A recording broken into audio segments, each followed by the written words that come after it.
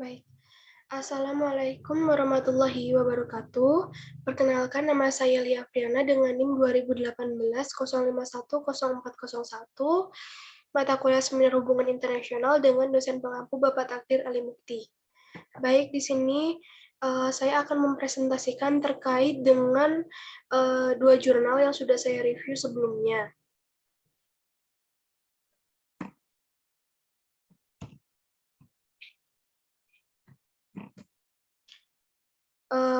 Terdapat dua poin pembahasan yang akan saya bahas dalam kesempatan di presentasi kali ini.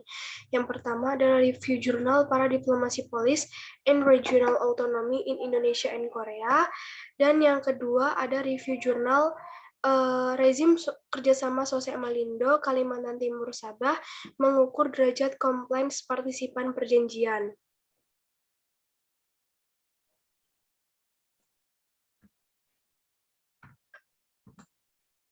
Yang pertama ada review jurnal para diplomasi police and regional autonomy in Indonesia and Korea. Jurnal ini ditulis oleh Bapak Takdir Ali Mukti, Bapak Laude Muhammad Fatun, Bapak Ali Muhammad, Ibu Stefani Ismawira Sinambela, dan Bapak Sugeng Rianto. Terdapat beberapa ide pokok yang ada dalam jurnal tersebut. Yang pertama itu bahwa para diplomasi ini merupakan kerjasama luar negeri yang dilakukan oleh pemerintah daerah seperti provinsi, kabupaten, dan pemerintah kota. Setiap jenis otonomi membentuk corak kebijakan para diplomasi yang berbeda-beda di setiap negara. Seperti para diplomasi yang ada di negara Indonesia dan negara Korea. Di Indonesia sendiri, Indonesia mengatur kebijakan desentralisasinya melalui beberapa regulasi yang memberikan kewenangan yang lebih luas kepada pemerintah daerah, termasuk kewenangan bekerja sama dengan pihak asing atau para diplomasi. Hal ini tentunya berbeda dengan apa yang ada dalam negara Korea, di mana Korea sendiri menjadikan kebijakan desentralisasinya sebagai fokus dari kebijakannya. Meskipun para diplomasi di Korea ini tidak disebutkan dalam peraturan pemerintah Korea, namun dalam prakteknya sebagian besar aktivitas para diplomatik ini dipraktekkan di pemerintah daerah Korea. Dengan melihat gambaran-gambaran tersebut, otonomi daerah di Korea dan Indonesia, maka jenis otonomi daerahnya itu sangat mirip dengan luas dari kekuasaannya.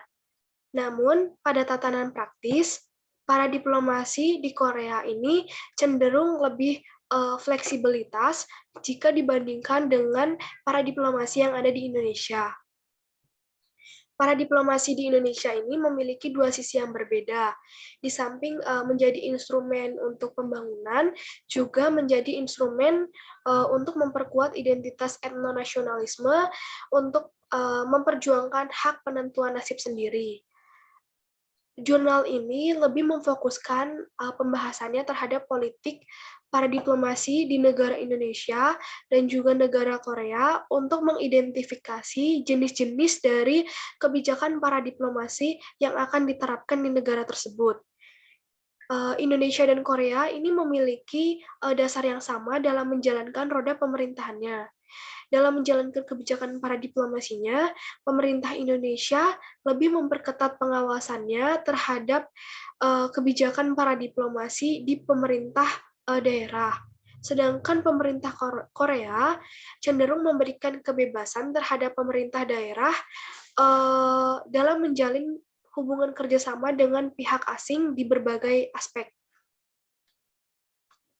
Pemerintah pusat ini memegang kendali dalam aktivitas para diplomatik. Hal ini yang tentunya menjadi persamaan isu antara para diplomatik antara negara Indonesia dengan negara Korea. Meskipun memiliki persamaan dalam hal isu, namun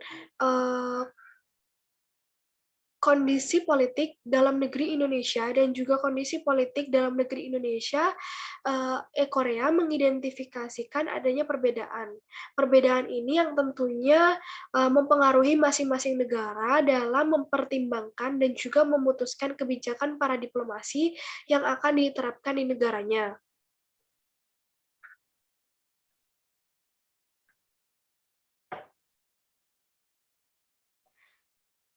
Kemudian review dari jurnal yang kedua, ini ada review jurnal rezim kerjasama sosial Malindo, Kalimantan Timur dan Sabah mengukur derajat kompleks partisipan perjanjian. Jurnal ini ditulis oleh Bapak Sony Sudiar dan terdapat beberapa ide pokok dari jurnal tersebut. Yang pertama bahwa kerjasama internasional ini menjadi elemen penting dalam politik luar negeri Indonesia. Indonesia sendiri memiliki beberapa wilayah yang langsung berbatasan dengan negara-negara tetangga seperti negara Malaysia, Singapura, Vietnam, Timur Leste, Thailand, dan lain-lain. Perbatasan antara Provinsi Kalimantan Timur dan Sabah menjadi wilayah perbatasan yang memiliki aktivitas ekonomi yang cukup tinggi. Hal ini yang kemudian mendorong terbentuknya hubungan kerjasama bilateral antara negara Indonesia dengan negara Malaysia. Salah satu kerjasama bilateral yang terjalin antara Indonesia dan Malaysia adalah Forum Kerjasama Sosial Ekonomi Malaysia atau SOSEMALENDO. Kerjasama ini memprioritaskan pembangunan dalam bidang sosial ekonomi di daerah-daerah yang berada dalam perbatasan.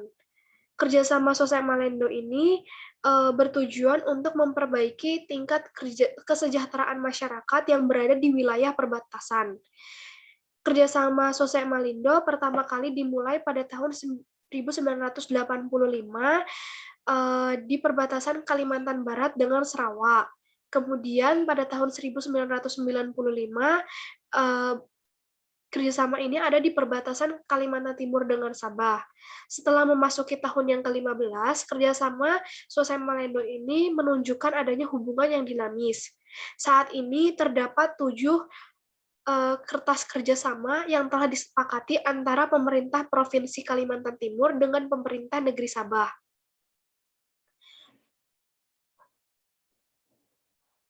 Yang meliputi beberapa bidang kerjasama, yaitu bidang pembangunan PLBL, bidang pembangunan PLBD, pencegahan dan penanggulangan kegiatan penyelundupan, hubungan sosial budaya, bidang pendidikan, dan juga bidang kesehatan dan bidang ekonomi perdagangan. Jurnal ini lebih memfokuskan pembahasannya terhadap masalah kepatuhan dari masing-masing pihak yang terlibat dalam perjanjian kerjasama serta pelaksanaan seluruh hasil kesepakatan. Gagalnya rezim SOSEMALENDO dalam menciptakan mekanisme compliance ini memberikan dampak negatif dan dampak serius terhadap pelaksanaan hasil kesepakatan bersama yang telah dilakukan oleh pihak Indonesia dan juga Malaysia. Implementasi program-program kerjasama pembangunan yang sebelumnya sudah direncanakan dan sudah disepakati secara bersama-sama oleh kedua belah pihak tidak dapat berjalan dengan baik dan efektif karena adanya compliance problem. Implikasi yang paling serius ini adalah tidak terpenuhinya beberapa hasil kesepakatan, seperti tidak terrealisasinya rencana pembangunan PLBL di Sungai Imam, Malaysia, dan pembangunan PLBD di Serudong, Malaysia. Kegagalan ini juga berdampak terhadap perilaku dari masing-masing pihak dalam menyikapi kebijakan-kebijakan yang telah disepakati sebelumnya, seperti Indonesia yang lebih mematuhi segala kesepakatan yang telah disepakati, sedangkan pihak Malaysia tidak menjalankan kesepakatan yang telah disepakati.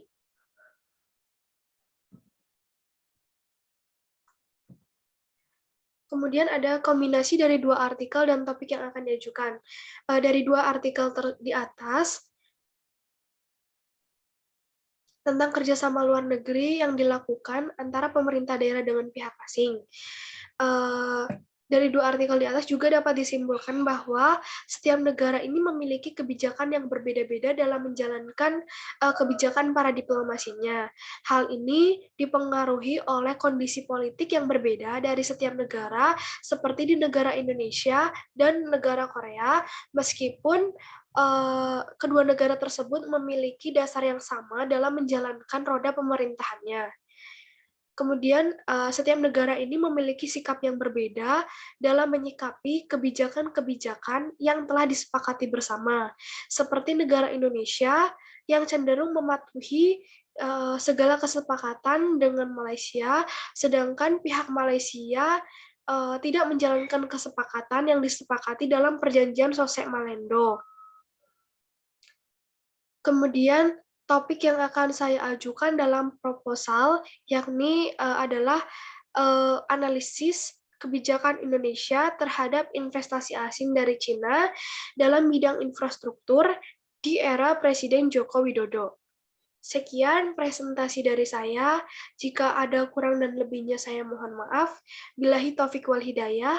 Wassalamualaikum warahmatullahi wabarakatuh.